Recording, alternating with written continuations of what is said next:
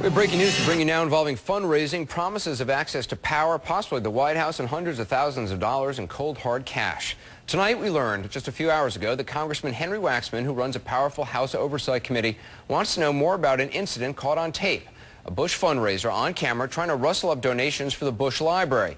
He says he was doing nothing wrong and blames the media for playing gotcha. But that has not put out the firestorm this videotape has kicking up. CNN's Ed Henry tonight, keeping him honest. Promises of access to the president's top aides in exchange for contributions to the George W. Bush Library and some cold hard cash on the side for the man brokering the deal. The whole discussion caught on tape. Here's what he said. A couple of $100,000. I think that would probably get the attention of people raising the money. That's Texas lobbyist and Bush fundraiser Stephen Payne, unwitting star of this shocking video, secretly recorded by the Times of London. You see him here trying to wrangle a donation to the Bush Library from a man whom he thought was representing the exiled former president of Kyrgyzstan. Payne again.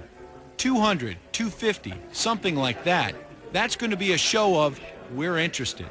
In exchange for the money, Payne is caught on tape promising to set up meetings with top administration officials, including the vice president. Payne again. Cheney's possible. Definitely the national security advisor. Definitely Dr. Rice. The White House distanced itself from Payne and suggested he's no insider. There's categorically no link between any official business and the Bush Library.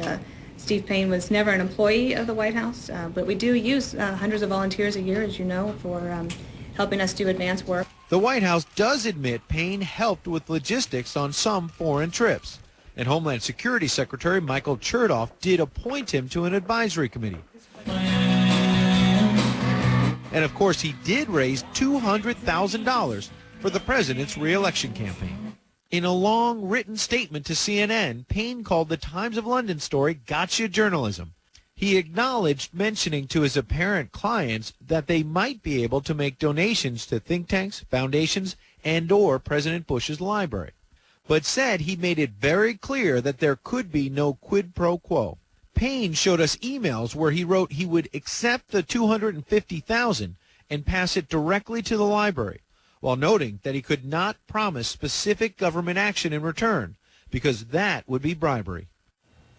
It seems like something's different in the tape than is in the printed letter. I guess the key question is, did this guy, Stephen Payne, get White House meetings for his clients? I asked Dana Perino that question at the White House briefing today. She said she didn't know. So I asked, well, will the White House release visitor logs so we can see how many times has Stephen Payne in recent years been going in and out of the White House, and has he been bringing various clients? This turned out to be a fake client, but he does purport to have other clients. Has he brought them in? She said she was going to consult with White House lawyers, but now you have, as you mentioned earlier, Chairman Henry Waxman on Capitol Hill trying to investigate this. But I can tell you, he's been trying to get visitor logs and other things. He's been trying to get other documents from the White House for months and months now, and he's not been very successful. So it's very unlikely we're going to get those documents. It's kind of remarkable you can't get visitor logs to the White House. I mean, it seems it's the public's building. But are there any regulations on these presidential libraries? I mean, any public disclosure requirements? President Clinton, I think, famously has not disclosed, who's given money to his library. It's pretty much a lot of potential for abuse. Very little regulations.